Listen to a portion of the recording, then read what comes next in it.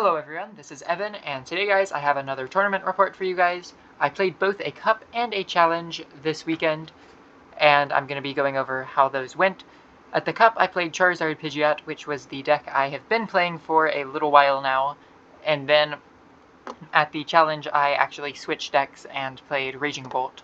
So I'm going to just get into how those tournaments went. Starting off with the Cup on Saturday, I played this Charizard list, the same one that I've been playing for a few weeks now. I actually had considered cutting the Monkey because Monkey wasn't really doing that much, and I thought maybe I could just tech harder for something like Gardevoir, which is pretty popular in my local area. But no, I decided to just keep the same 60 that has been working alright for me. So starting off with round 1, I hit Zoroark, obviously a very favored matchup. However, I kind of just drew bad this game, unfortunately. So I had to go first, and on my second turn, I believe I went like attach pass or something on my first turn. I don't even remember. But on my second turn, I was able to Evo. However, I I had a Pidgey prize, so I could only Evo one of the Pidgeys, and then my opponent immediately bossed it up, and then I couldn't get a Pidgeot online for the entire game and was stuck with a very small hand the entire game, so I missed some crucial knockouts, which was kind of unfortunate, but, you know, it is what it is. I lost round 1 to Zoroark, which should be like a very good matchup. Like, I think in a best of 3, there's almost no way I should lose that matchup. But in a best of 1, pretty much anything can happen. Yeah. The next 2 rounds I hit Goldango, and this is just a pretty free matchup overall if you can set up. So I beat both of those. Round 4 I hit Gardevoir, the No Drifloon build. Kind of a close matchup if they play it right. However, my opponent, unfortunately, he just full ripped. Like, he never could get a Gardevoir online early game, and by the time he finally got it down, I was already so far ahead. And my opponent was pretty good as well. Yeah, a pretty good player, but kind of just unfortunate draws for him. And then I'm 3-1 at this point. I'm planning to ID the last round, but I get paired into the 4-0 senior. So we were going to ID, but he just gave me the win just to ensure that I'm extra safe into Top Cut, which was very nice of him. But I'm 4-1 at this point. So yeah, so in Top Cut, I'm playing a Toedscruel, and I'm actually feeling pretty good about this matchup. I think the matchup is actually pretty favored by quite a bit, to be honest. However, I lost the coin flip and was forced to go first, game 1, and I started Pidgey and went attach pass. And then, of course, my opponent popped off and found everything to get turn 1 Iron Leaves attack to donk my Pidgey. So I lost game 1. Game 2, I had an okay setup, nothing spectacular, but it was manageable. I was able to Evo into like a Charmeleon and a Pidgeotto. My opponent knocked out whatever one prizer was in the active spot, and basically the only playable cards in my hand were Iono and Countercatcher, so I go ahead and Countercatcher the Ogerpon and Iono myself into 6, and I whiff all outs to Pidgeot or Charizard. Like, if I had just an out to any way to get Charizard into play, then I was in a very good position, but I end up just having to go Grasping Draw, and of course Chi-Yu was also prized this game, so that basically eliminates any possibility of making a comeback. So my opponent just got 2 prizes ahead, and yeah, I actually attacked into...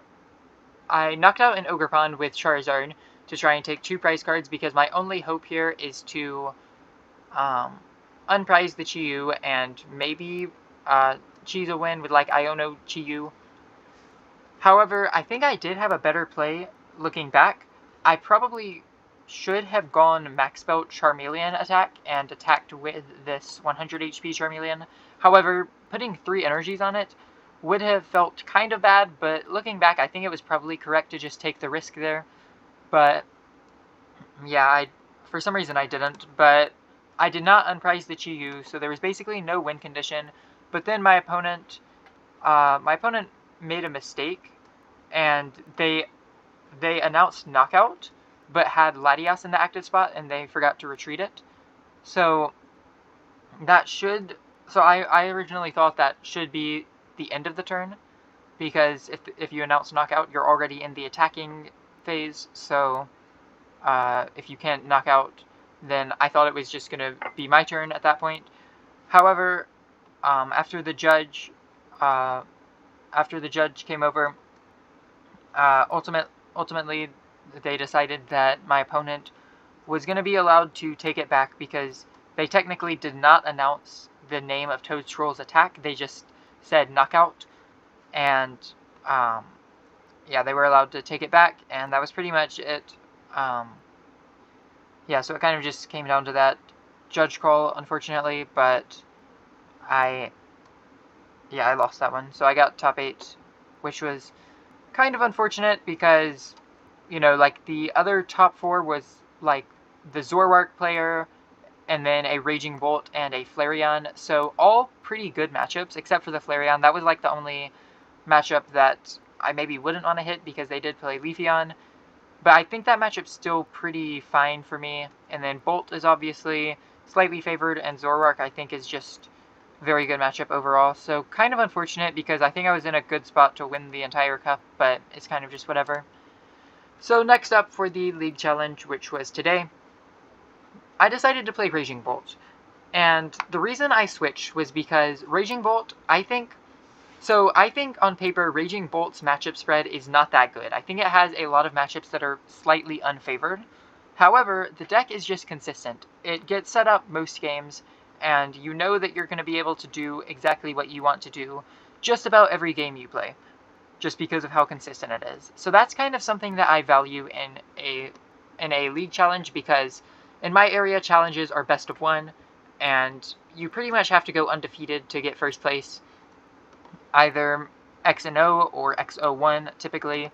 So I decided to just play something consistent, sacrifice the good matchup spread that Charizard has in exchange for more consistency, because I think Charizard, this deck has a very good matchup spread the games that it sets up. However, I've noticed it tends to brick about 1 in every 5 games.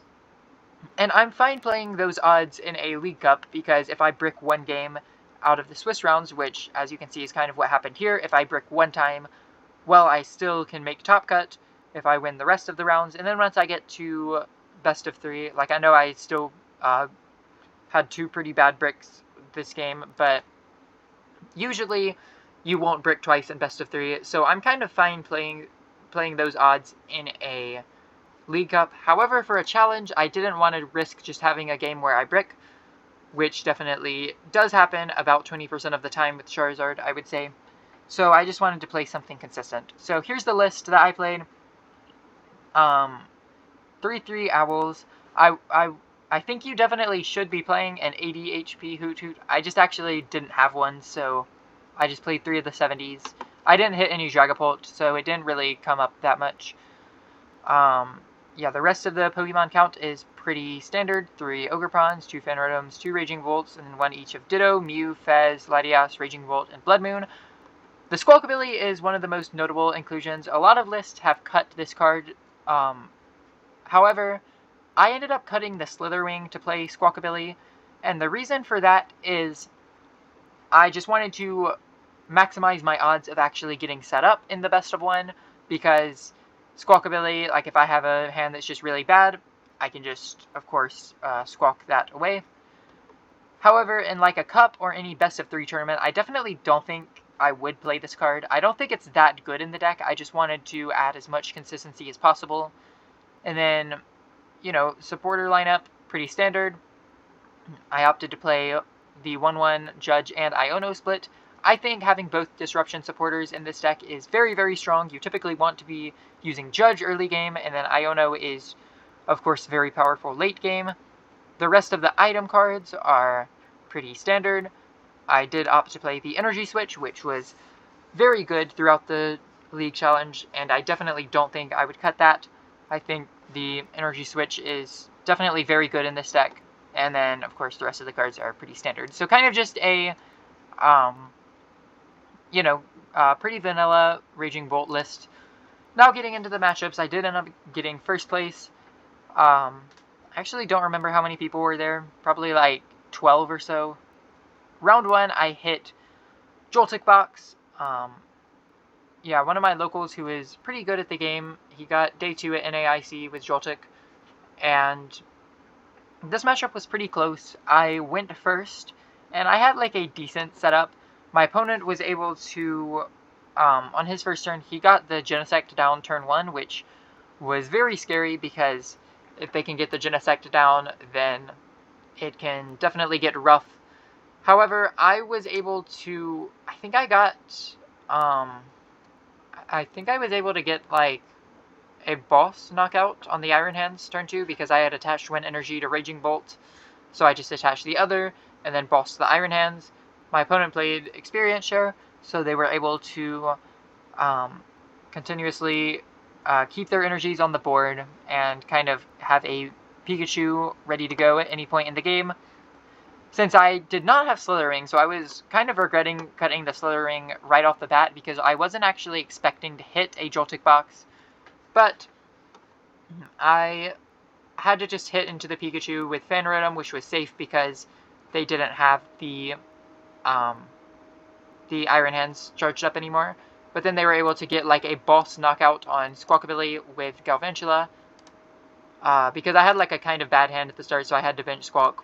And then at that point, I pretty much was not in the best position, but I was able to take a knockout, and then I go down to 1 prize card, they go down to 2, and then this is where I got really lucky. My opponent still had all 4 copies of Boss's Orders in his deck. He had, I don't know, maybe a 20, 30 card deck, and he Nest Balls for Blood Moon, and then plays Pokegear, and if he finds Boss, he wins, and he whiffed all 4 copies of Boss, which was very lucky for me, very unlucky for him, but, you know, that was like the first time in a while that I've actually gotten pretty lucky at a tournament, like, to that extent. Like, I've had some games where I have had some pretty good variants, but that's the first time that I've ever seen something like that crazy happen. But yeah, I started off with a win. Round 2 was a Raging Bolt mirror match. I actually lost to this player in finals of a cup last season, so kind of a rematch, but this matchup's kind of just a coin flip matchup, to be honest. Like, whoever goes first is in a good position to take the first 2 prizer, and then whoever takes that first 2 prize knockout almost certainly wins. I won the coin flip, luckily, so I went first, and then I got, like, turn 2 Prime Catcher knockout with a Raging Bolt, and it was pretty much just the end of the game there. So, round 3, at this point, there are 3 different people who are 2-0, so yeah, so 1 person gets down paired. Unfortunately, I'm the one who gets down paired, and that's not even the worst part. I hit the Crustal Thorns player, and this matchup is not very good at all for me. So yeah, I played through this match, and we ended up tying. I was going to win, most likely, because my opponent kind of didn't have a great setup by the end of the game, and he had a 0-card hand. So I was in a very good spot to win, since I had managed to charge up Baby Bolt again for the 2nd time. However, we ended up tying, which I guess I was actually just fine with the tie, to be honest, because a tie basically has, like, a tie and a win, there's like no difference between that for me, basically, because no matter what, I'm 2-1 and I'm going to be playing against the 3-0 player. So, like, a tie and a win are basically the exact same thing in this situation. So I was fine with taking the tie here, even though I was in a pretty good spot to win. Round 4, I play against the 3-0 Gholdengo Pidgeot. And this matchup's just pretty good overall. My opponent kind of had a bad hand, and he had to Evo into double Gholdengos, which normally you don't want to put those 2 prizers in play right away, but his hand was dead, so he had to. And I was just able to get the Prime Catcher knockout on a Gholdengo, and I was able to essentially win from that point. So, yeah, that's the tournament report for you guys. I got first at the challenge, and it's my first place out of cups or challenges this season, so putting some more points on the board. And yeah, Thank you guys for watching. Make sure to hit that like button and subscribe if you liked this video. And yeah, I'll see you guys in the next one.